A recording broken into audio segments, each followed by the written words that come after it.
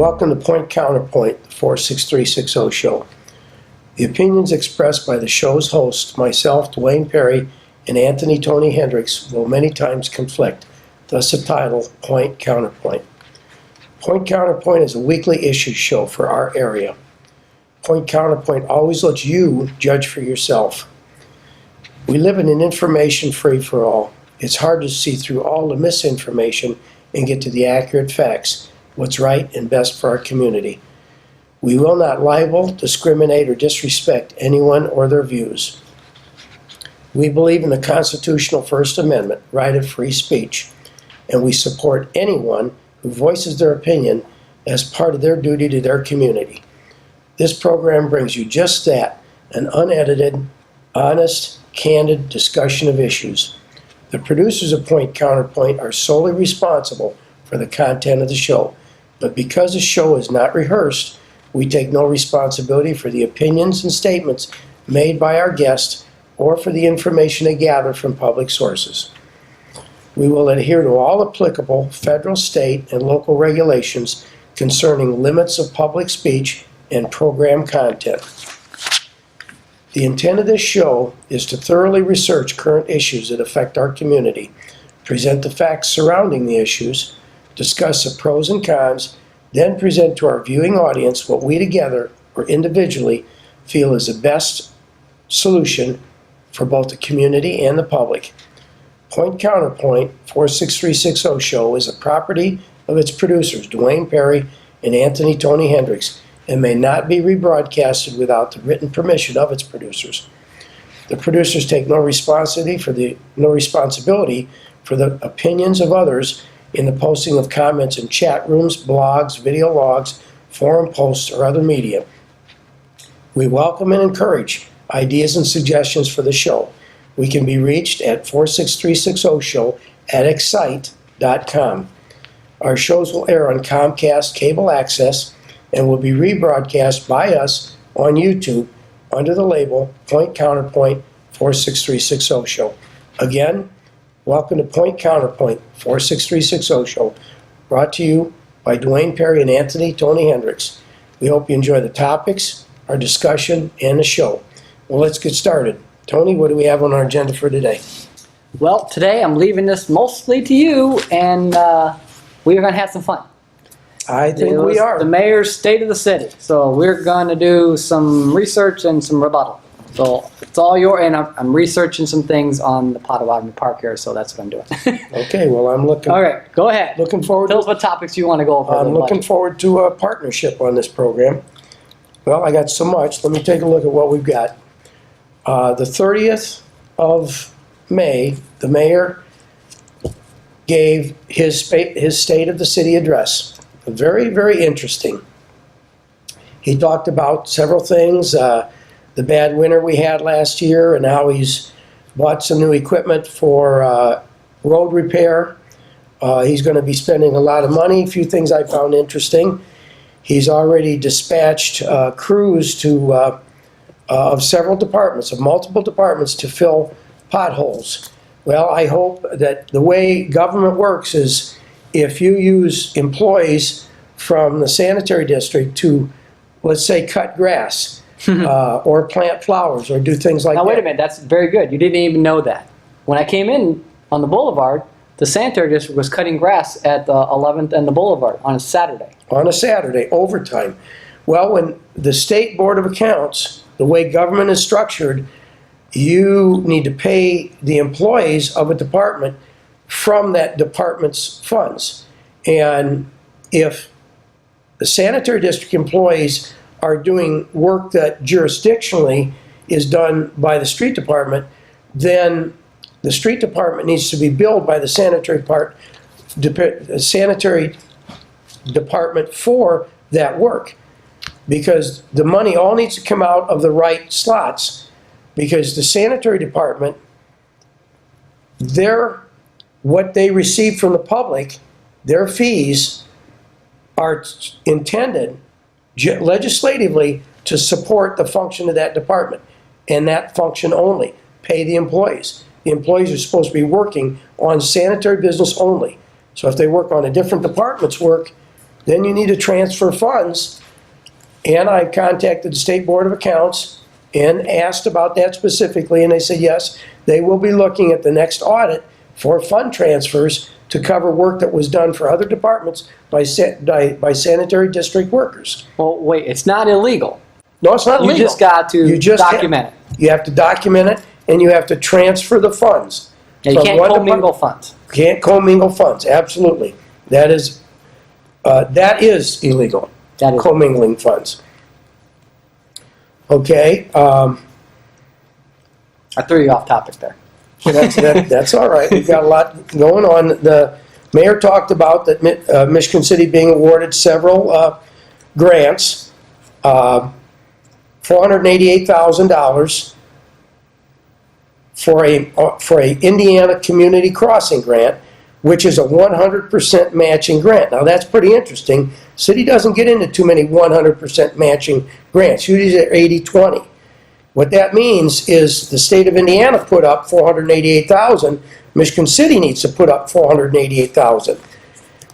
And the comment was made that the economic strength and growth of Michigan City is undeniable. Now I'm going to look for a comment on you on this, Tony, because you have researched this fairly thoroughly. You've made comments about it. The mayor said, since taking office in 2012, my administration has seen over $1 billion in both public and private investment, which has led to an increase in values of both residential and commercial properties.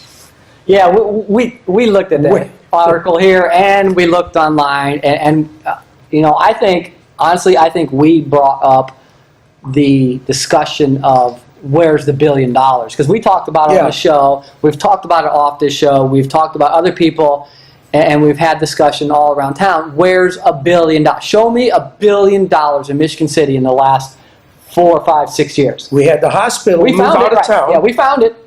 Yeah, between Michigan City and the county both. Yeah, But not Michigan City. Not No. Michigan City. The county has the hospital was what, $250 million? Yeah. So there's $250 million went to the county. So that's only $750,000. So that's far from $1 billion. And then I thought some more money was the NICD South Shore. Yeah. Which that has not come in any way. And that's not going to come in 2019 because Tony looked online and saw the document that says where the federal government is going to spend those funds in 2019. A list of 10 or 11 projects, and we are not on it. Yeah, and to be fair, the mayor did say...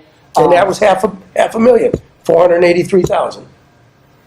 I thought it was like 200 million or something. I thought it was another $250,000. So that brought us to $500,000 of the $1 billion. But the mayor did say that he was very clear. I thought he did a good job on that point, that he was saying that we got NICD potentially double track coming in all this development. But he said that other people are in the queue, which we talked about, the federal transportation funding. There are other people in the queue that have to leave the queue before we can get any money. And what I showed you, the 2019 budget, there's a lot of people in the queue. Like California's in for $1 billion, and they only get $100 million. So there's 10 years before California gets off the queue. Boston was in for, I think, $500 million, and they got $100 million. The queue is very long. See, that's worth pointing out specifically. If an entity like California is in it for $1 billion and they're only getting $1 million a year, $100 million. $100 million a year, they're in it for the next 10 years.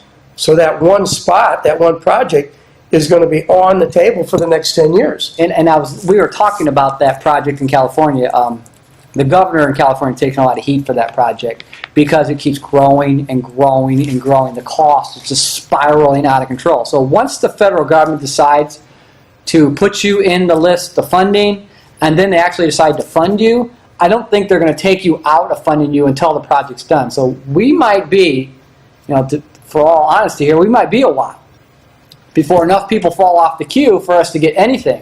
Yeah. And if I remember correctly, we were talking about the Westlake Corridor and we're talking about the double track, which are two separate projects, and that was like $900 million. So we're asking for almost $1 billion. So we're in for another 10 years of the queue. Go ahead. There's $500 million.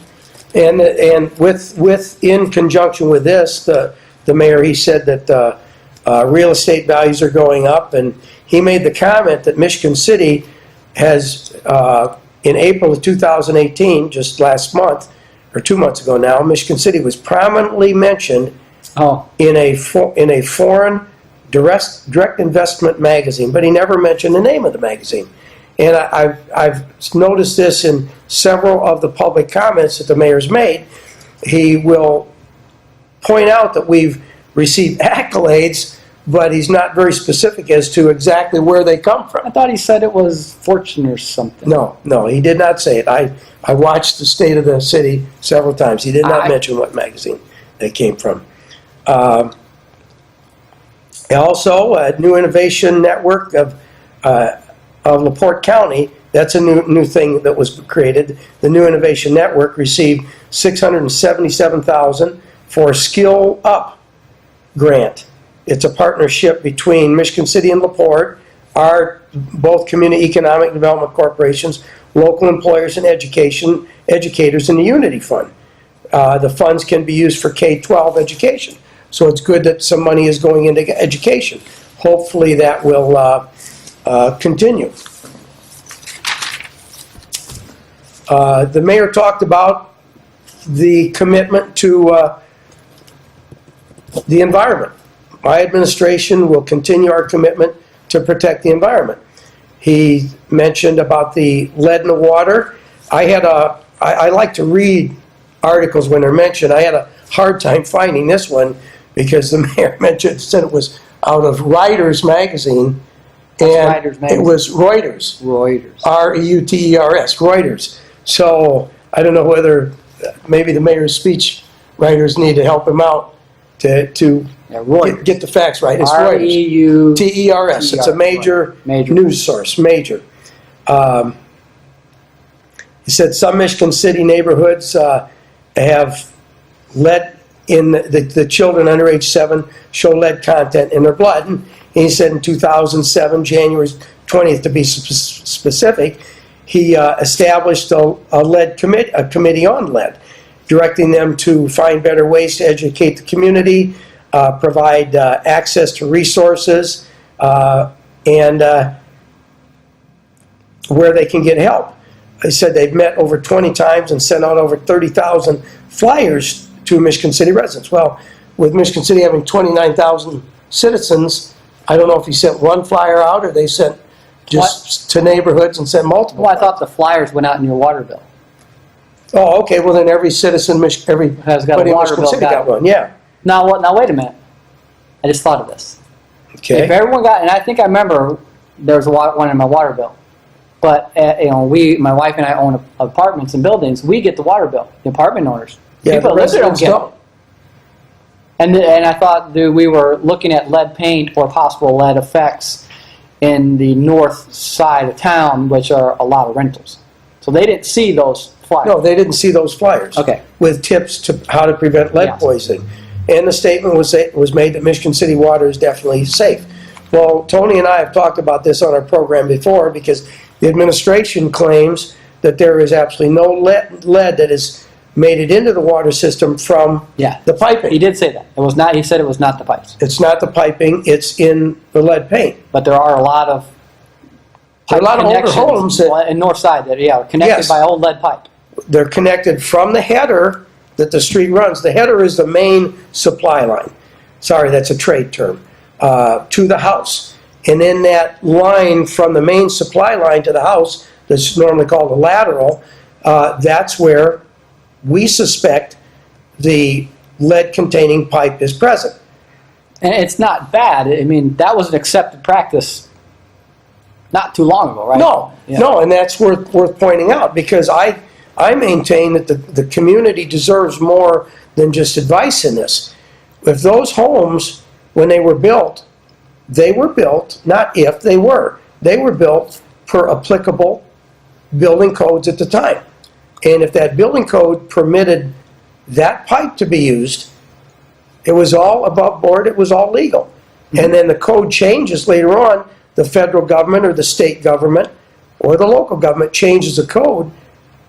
They have some responsibility for that pipe being in place, and they need to offer some financial assistance maybe not pay for it 100%, but not many people in Michigan City can afford to have their entire house or building repiped to get all of the pipe out of the building. Well, if you There look should be at some assistance if there. you look at a trunk line and a water line that runs down the street, then it goes to your house, the lateral, the feed line to There your can be house. 40, 50 feet of pipe. So yeah, you're 40, 50, and about half of it's on your property, half it's on the right of way. So maybe we should help them.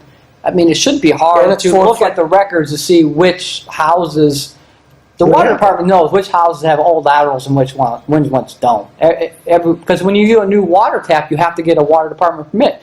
So they should easily be able to figure out which ones are on old water taps that have a high possibility of lead, and we should have some sort of help to make sure, for the public safety and the kids, that you guarantee there's no lead in the lateral line. Mm-hmm.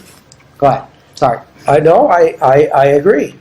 And it's an expensive process because the pipe leading into the house has got to be below the frost level, which in this area is about 36 to 42 inches under the ground. It may run under asphalt, it may run under concrete sidewalk. It's an expensive proposition to change that pipe. Well, moving on from that, the mayor talked, and this is good, because when I was within the first couple months that I was on the council, we had, from 2012 to 16, we had a major storm, rain, and it washed out the bank of Trail Creek Oh, I'm glad you're on that. by Krieger School, glad what you're they on call the Carwick Nature Park, fully exposing and washing into the creek just garbage. And it became known at that time, it was determined at one point, at one time in the 50s or 60s, that was a garbage dump. Well, And it wasn't illegal. it was not illegal. And we knew we had liability for that.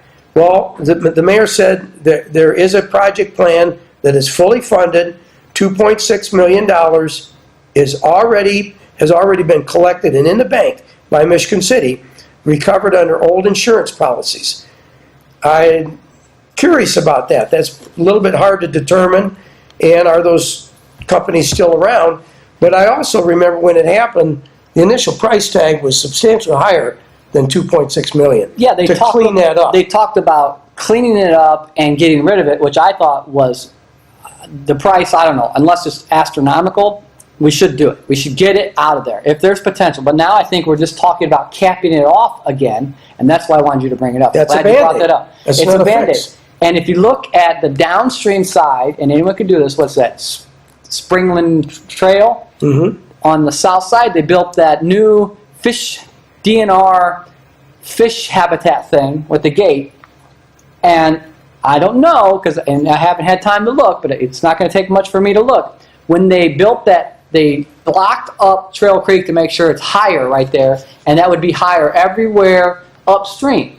So when they raised Trail Creek south of Springland Avenue and made the water higher, did that erode the banks on that old landfill and caused the trouble in the flood? Because it would have been a lot lower. It would have been, it looks to me like 4, 5, 6 feet lower. So now you push the water higher.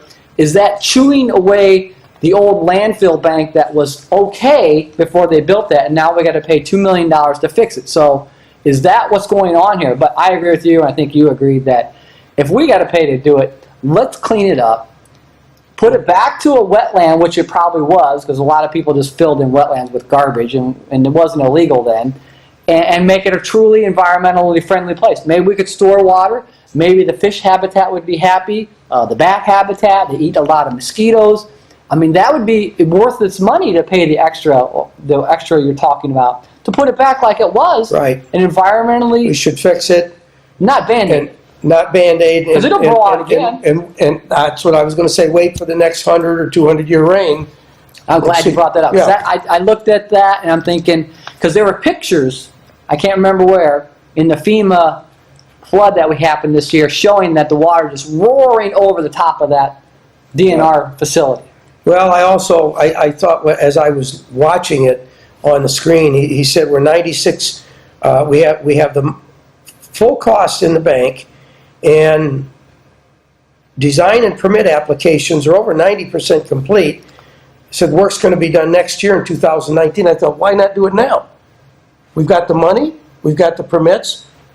I don't know, maybe 2019 is an election year. Did he say we had the permits? Yeah, he said they're over 90% complete. Yeah, because a Section 401 and a 404 water quality permit is tough. And we discussed that here on the Ohio Street project. You have to have those in hand before you can even go near, especially a salmonoid stream like Trail Creek.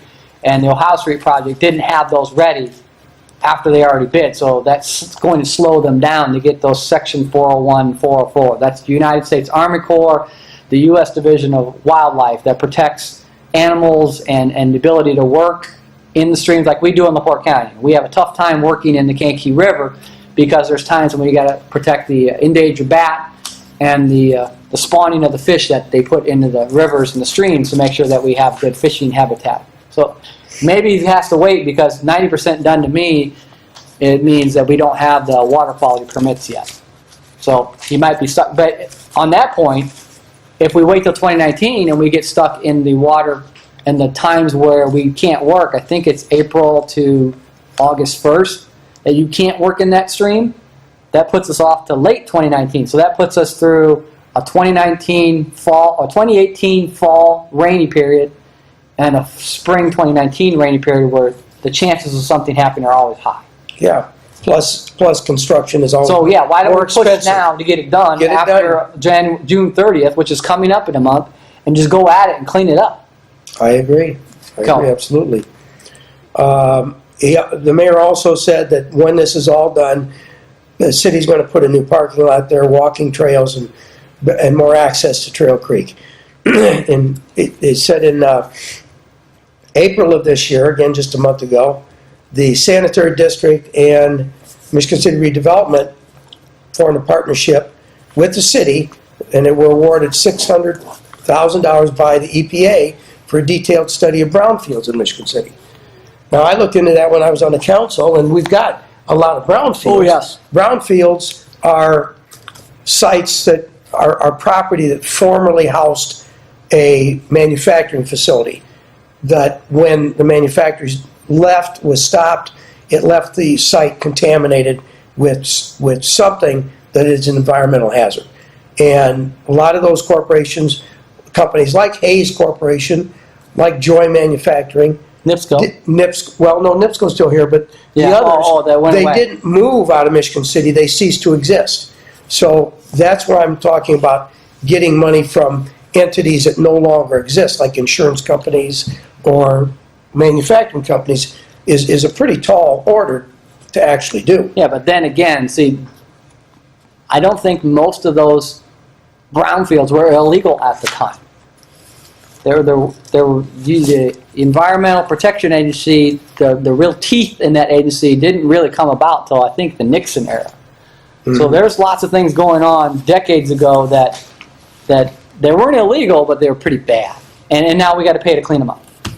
Exactly. So yeah, We've got to pay. The city has absorbed a lot of liability from companies that no longer exist. So when you were on the council, did they have like a map of brownfields? I didn't remember. I don't remember. Oh, there's a map available. Yeah. So now we're looking at that map and trying to figure out what it's going to take to clean them, or if they are a hazard? Well, the mayor wasn't very specific on that. That's all he said, that there were a detailed study. How much? $600,000? $600,000. Well, that's a good little engineering consultant contract. Yeah. $600,000. Now here's a good one. The mayor said, this year an erroneous article was published in USA Today about Michigan City. And Tony, about Michigan City, saying Michigan City has had a drastic increase in crime, violent crime. And Tony and I've talked about this on several of our shows because we've seen it. It's everywhere. Well, you got state police running around. We had 2 state police that are in Michigan City all the time. I see them at least once every week, sometimes twice, cruising the city. We have a brand new police station that part of the sales pitch for that police station was it was going to stop the crime problem, which it hasn't. Crime is still pretty heavy in the Eastport area along the boulevard. That's a good point. What we spent, $12, $13 million on the police station? Yeah. How 13. many police could we have hired to take care of crime instead of putting a building in.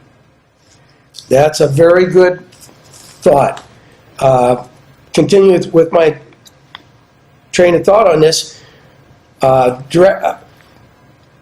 Drastic, well, the article said specifically that we had a 79.5% increase.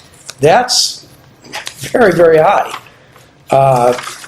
The mayor said that our statistics, which were compiled by our police department, do not verify that.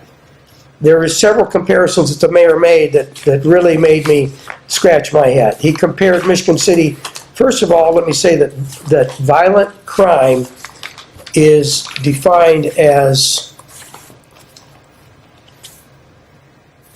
robbery, rape, assault, and murder.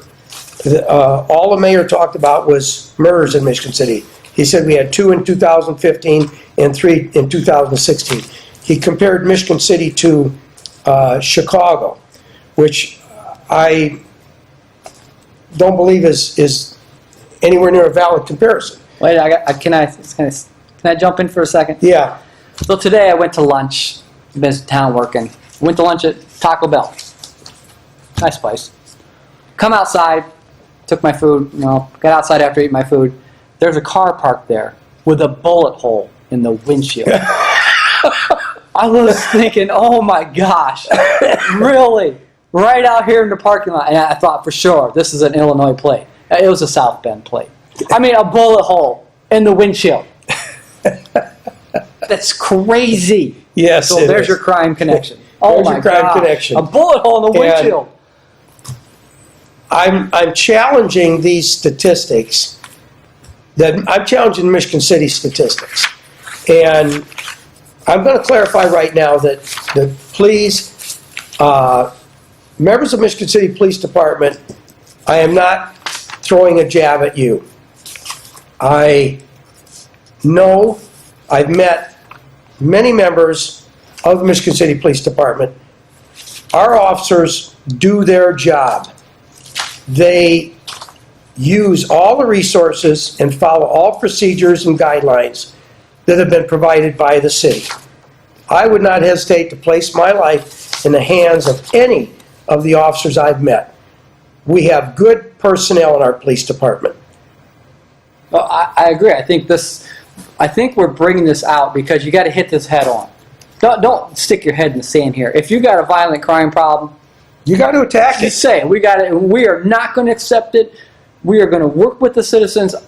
Another side note: I saw that the South Bend had an article, and so did Chicago. Had a whole news article that is asking people who have cameras on their homes or cameras would they like to connect them to the police department so they can see what's going on in your neighborhood. I mean, I always thought that was a fantastic idea. If you have a camera out looking over your street or your driveway and you would like another set of eyes on it, Michigan City Police should say, hey, we're willing to you give us the IP address and we'll monitor it with you. We'll see it on our screen with the 911 and our police officers to see if something happens, that we got your back, we got eyes in your neighborhood, and it doesn't cost the city a penny.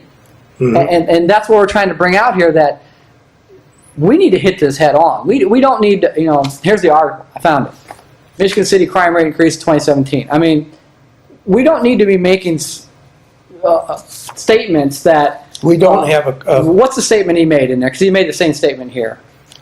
He said that numbers don't lie. He said, oh yeah, numbers don't lie, but they don't tell the whole truth. Well, now I'm going to get back into what I was talking. The comparison between Michigan City and Chicago is not valid.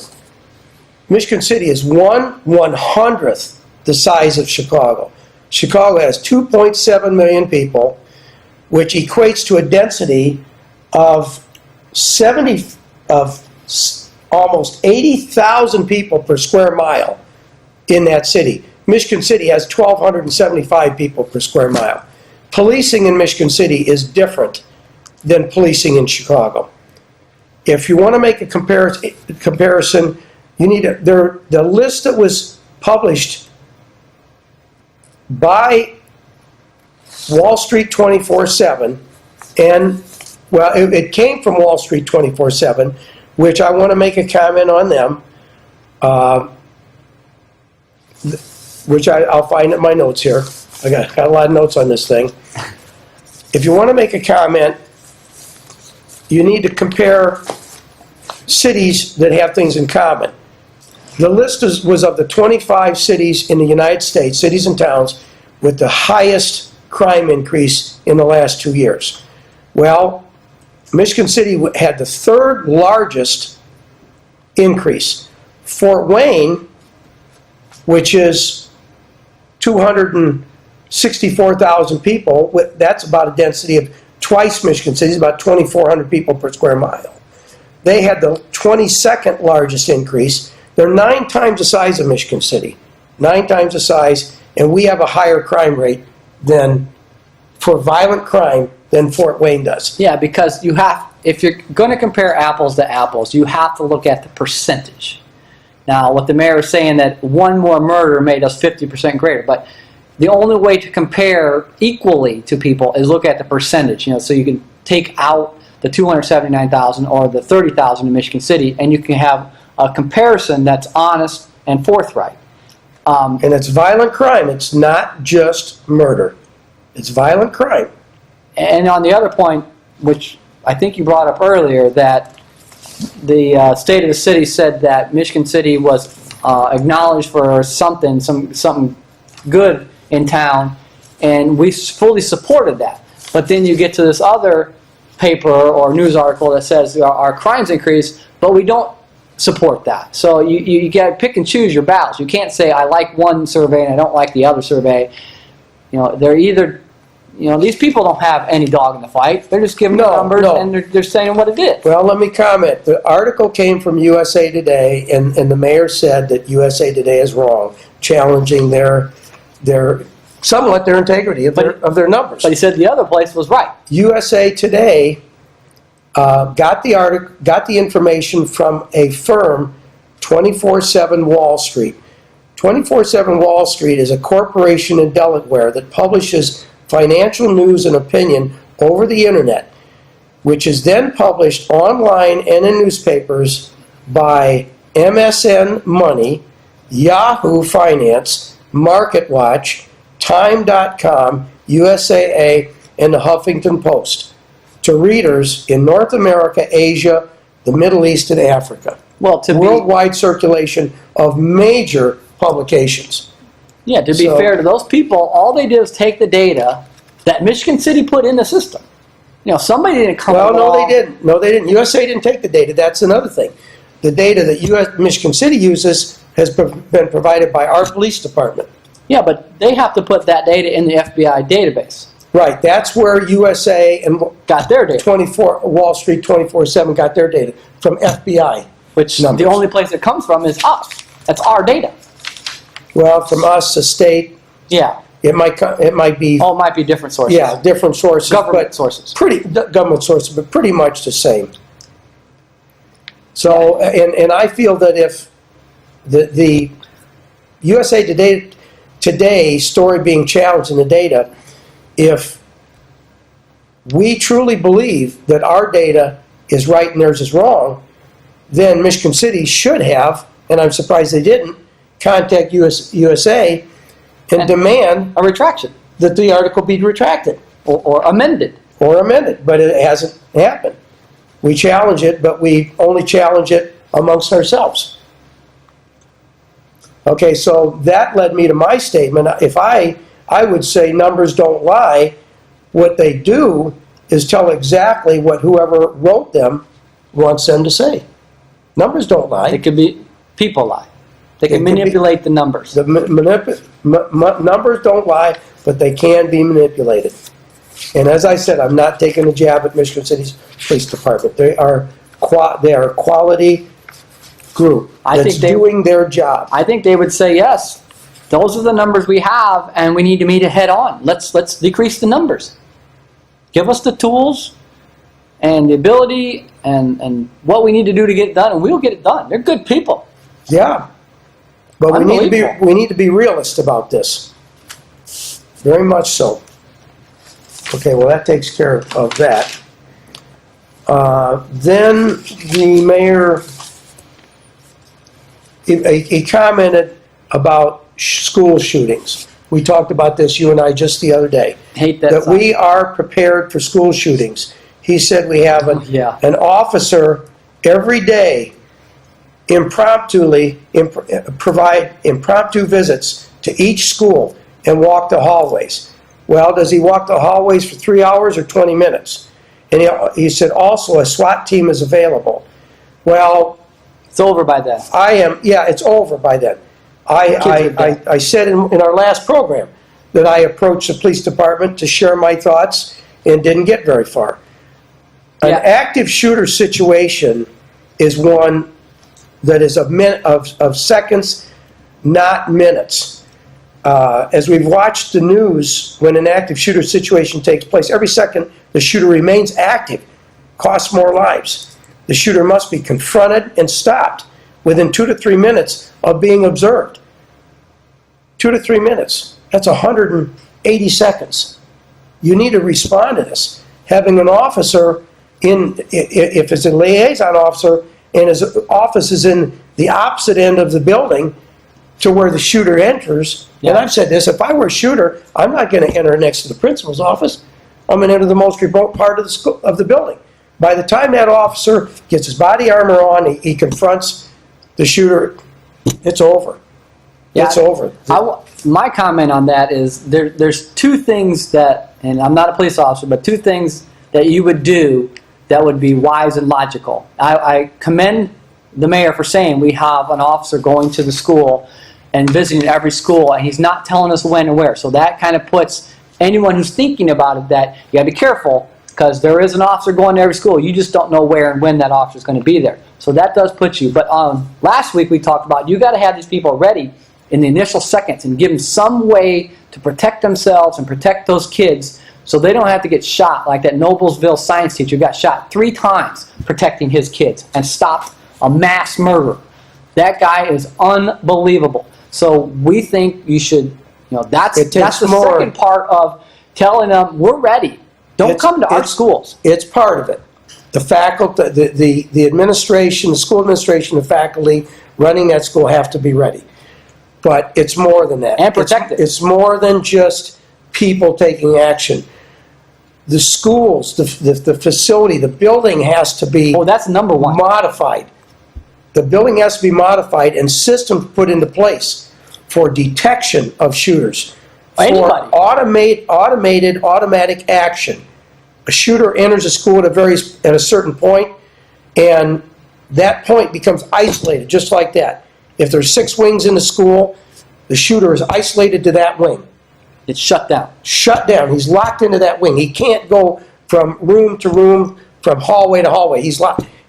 And then the schoolrooms need to be modified. I agree. Bulletproof material in the doors, automatic locking systems where the school door locked. The door locks automatically. The shooter cannot get to the people, the teacher and the students in that classroom. It's more than just people. It's costly. Michigan City has a lot of schools, and to affect those changes in every school would be costly. And I agree 100% because... Don't put a value on a child's life. And I'm sure Michigan City schools do this. You have to buzz yourself in. If you're coming in there and they don't know who you are, you can't just walk into a school building. They're locked during the day. You got to buzz yourself in, usually the principal's office. I think you should take it one step further, because if somebody's letting these people in the back door or whatever, put cameras on each door, and as soon as the teacher or administration sees that a door opened and a camera was activated by motion, and they should go confront that person, or what are you doing here? So they don't have the chance to walk into any classroom and start shooting. Exactly. They should be instant. I don't care if it's Billy or Sally or Joe. What are you doing in this building? Who just got you in here? What are you doing? And they should come prepared, like the shield we showed. They should come prepared for the worst in today's world, and they shouldn't be allowed to get. But once it starts, something should happen and shut those classes down. Lock it down. You're not going to go in and shoot fish in a barrel here and taking kids out in the classroom. It's not going to happen in our town. Lock every wing down. Lock every classroom down. And it's going to be expensive. Oh, it's going to be expensive, absolutely. But we've got to do it. In this world we live in today, We've got to take precautions for worst-case scenarios. And they should know that. Everyone should know that these schools are ready, so don't even try to come over to our school. Our teachers are prepared. Our administrators are prepared. We have protection. We lock schools. We are watching you if you're coming in any door. We are recording you. So don't come to our schools and kill our kids. And Exactly. The last thing, I just saw an article yesterday that, I forget what state it was, are allowing principals to be armed if they go through certified training like police. That's the last thing I want to see. But I've also said on our show, drastic times require drastic measures. And that's how bad it has. Okay, well, I'm watching the time. I don't want to run out of time. So let's move on. The mayor talked about Michigan City Fire Department received $718,000 through staffing of adequate fire and emergency response through a safer grant from Homeland Security and FEMA. By that, they were allowed to hire 6 new firefighters for 3 years. The grant paying 75% of the cost for 2 years, and then 35% after that for the 3rd year. After that, Michigan City pays 100% of the cost. The mayor said the city's estimated cost is $446,000 for the 3 years, or a total of $1.1 million, which is about 3% of the city's annual budget. My question to that is, our fire department is staffed based on so many firefighters per station, so much supervision. Is this, these 6 firefighters, new firefighters, are they replacing 6 that are retiring, or are we now increasing our workforce, which throws us out of our budget? That was not commented on. Yeah. I would like to know that. As a good council member, you Because know where that's going. No one's going to fire those firefighters Yes. in 6 years. No. No way. You just increase the budget. You just increased the budget. And as chairman of the finance committee for 2 years that looks at the budget, very closely I did. You got to count every dollar. What do we say?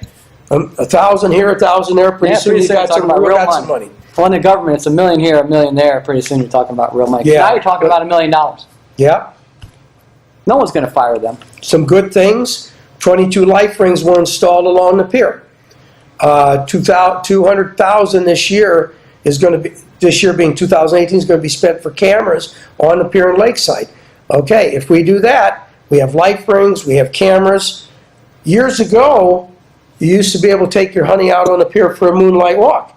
Are we going to get rid of the curfew?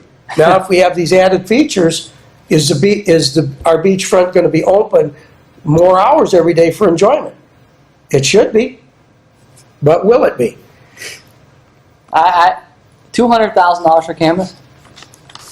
I haven't bought cameras. I don't know if that's, Well, I'm just if that's trying going to buy us a lot of cameras. I'm just or not. trying to do a cost-benefit analysis. How much do the life rings cost? You could probably a lot of life rings for $200,000. And I know it's sad that people will destroy them, but $200,000 to protect a $2,000 life ring. I mean, at some point you got to use some sense. Well, I think the cameras are also for vandalism or theft of the life rings, whatever. The cameras do serve a purpose. Oh, I think they're great, but you got to, But what is the purpose you want them to address? Public safety, somebody falling into the water, vandalism, or violent crime, which we talked about earlier. Are those cameras installed? No, that's going to be done this year. Because somebody just committed suicide on the beach this week. I didn't know that. No, they're not installed yet. The mayor talked about what we talked about on our program, what we blew the whistle on after a little 5-year-old girl was hit on Broadway and killed Sad. by a driver, Sad. a local fella. We said we need more protection for pedestrians and children at school crossings, children at parks, and pedestrians in general. The mayor said there is, in late 2017, yeah, that's when we first blew the whistle. It's been a while now. Yeah. A committee was formed to address safety, schools and playgrounds in 2018, $450,000 for safety features at schools and parks and playgrounds are going to be, $450,000 is going to be spent. with the emphasis on crosswalks, sidewalks, and signage. So, Where is it? I saw the contract. You said they let the So contract. we looked at the drawings.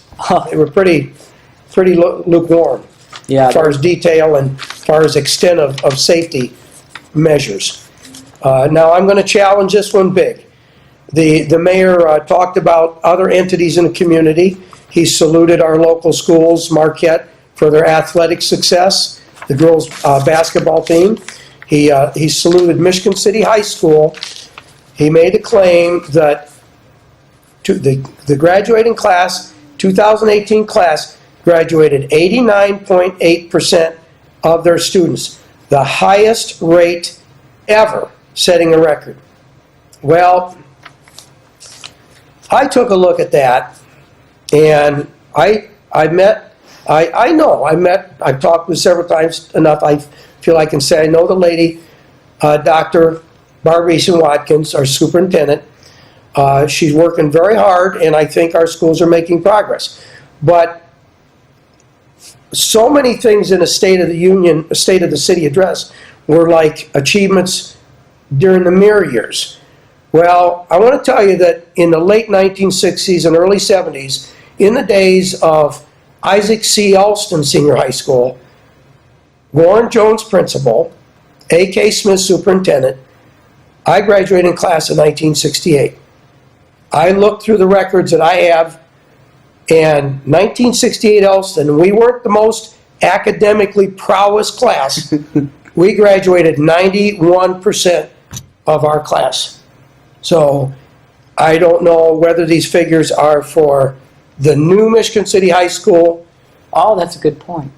Are they, we've had transition. We went from Isaac C. Elston High School to Michigan City to Elston High School and Rogers. And now all of that is in the past. Now it's the new Michigan City High School.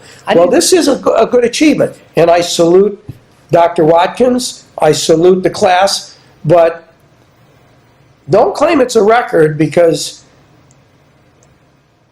the people of the 60s and the students of the 60s, we were achievers. Many of us went to college. Many of us are highly successful. I don't include myself in that group. Oh, you were successful. You worked hard. We did good. We did good. So let's be careful about claiming records. Yeah, but see, there's numbers that, there's numbers you like, and then there's numbers you don't like. And you can parse them any way you want to make them look like you want them to look. So Yeah. You're right. Maybe those numbers That's an achievement. for the Michigan City combination one high school. I don't know. I thought it was a good number. I mean, I'm very impressed that Michigan City High School has an 89.8% graduation rate. I'm still very concerned that our two junior highs are D's and F's for 2 years in a row. So how is that going to affect our up-and-coming graduation when those kids get into the high school, and how are they going to have a future if the Absolutely. junior high is a D and an F? It's all 12 grades you got to look at. Well, we've been put on notice. We've got 10 minutes left, so we're going to have to start to scoot a little bit. Okay, the mayor talked about upcoming projects and highlights. He talked about the Ohio State reconstruction project, which we've talked about, which is bonded. It's going to cost the city another, what, $4 million? Yeah, there's more money that will never see the light of day. We'll never see any progress for. A bond is a loan. We pay the loan back. We got the cost of the project and the interest.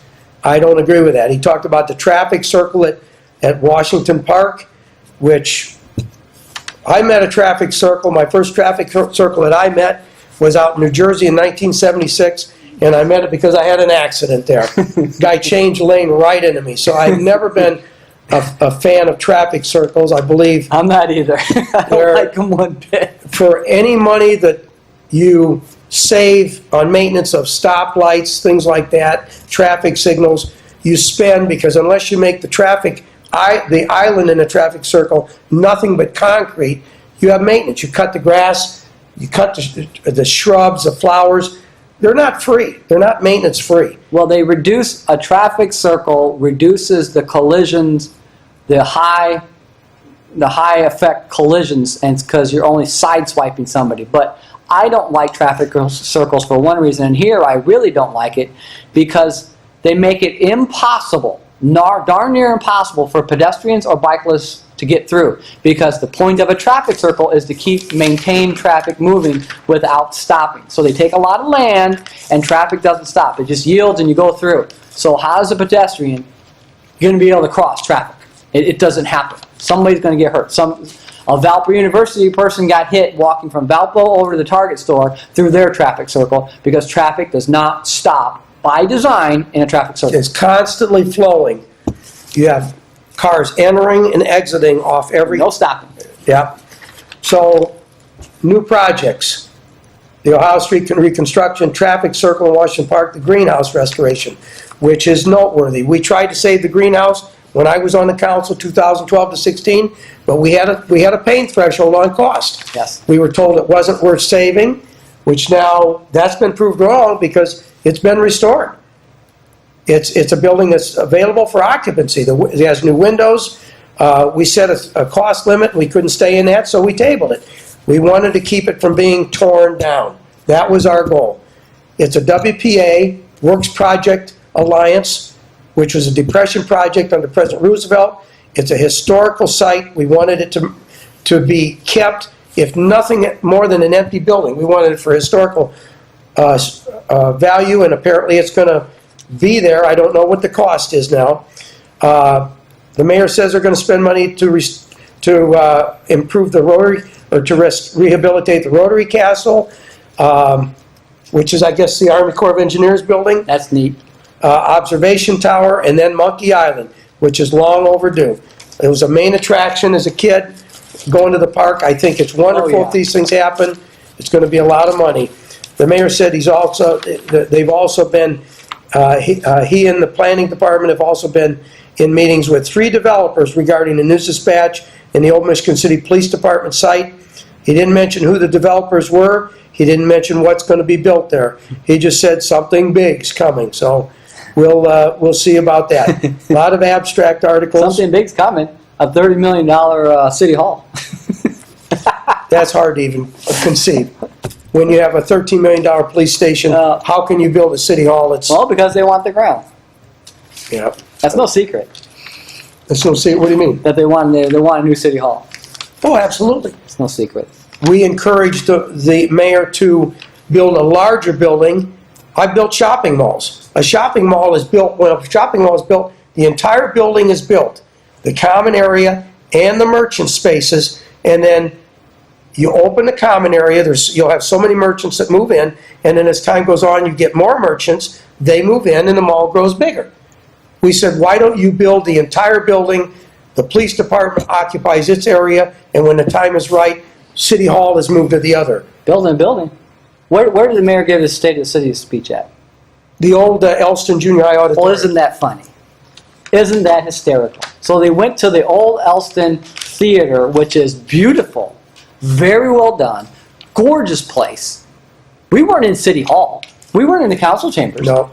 And there wasn't that many people there. I looked at the audience. State of the Union address has been given, So why, to my knowledge, at, I think at the Senior Center once, council chamber once. my point is, he was at Elston. Yeah. Why in the world would we spend money on a police station or a new city hall when we have Elston sitting there empty? Well, the YMCA's there. And he said it himself. You know, current facilities. we have gyms and pools and a theater. You know, there's the council chambers right there. You could fit as many people as you want in that thing. We've got a gym. We've got breakout rooms. You could have the park department. You could have everyone in one central, and that is a central location, right in town. Yep. Plenty Plenty of parking, plenty of access. We could bring the buses in and out of there. There is no better place than Elston's campus. And it's hysterical that the mayor went to give the State of the City address at Elston, exactly where City Hall should be. Go ahead. Well, what I've given you have been my comments on the mayor's State of the City address. Now I'm going to give you a little bit of editorial, just a little bit, because we've got 5 minutes left. All about how Michigan City, it's on the move.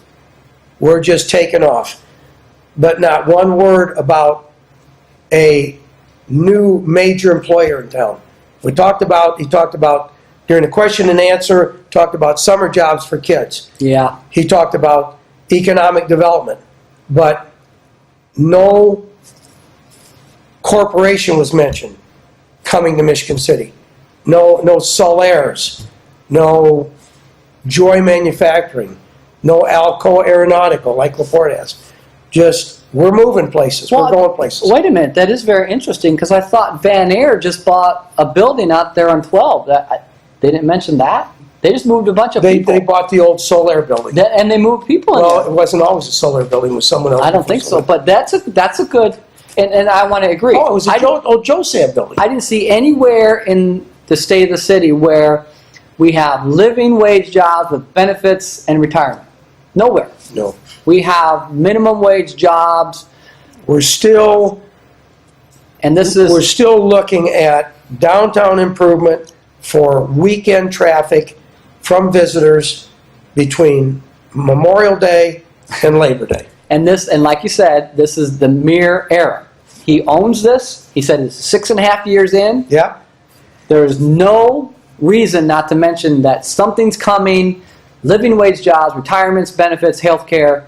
And, we only got a couple minutes, but when I went to South Franklin today, I'm thinking again, and you were probably on South Franklin today, busy as busy can be. Oh, it's awfully hard to get around. Traffic jam. Yeah. And that's the street we're still talking about doing traffic calming on. Imagine what South Franklin's going to do when you try to calm the traffic.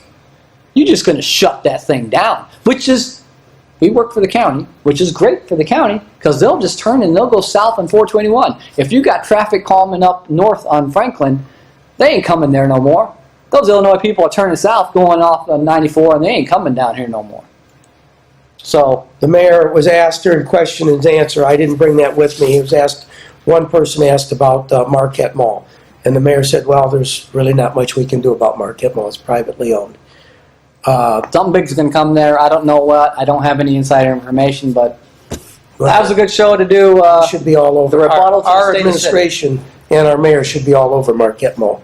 So anything else you want to bring on? Well, we got a minute here. Nope, that's pretty much it. So I thought that was a great thing to bring to the show. The state of the city. There are items there that were good. I'll be honest. I thought the mayor was a lot more polished than he has ever been. It looks like he had actually prepared to give it. He was ready.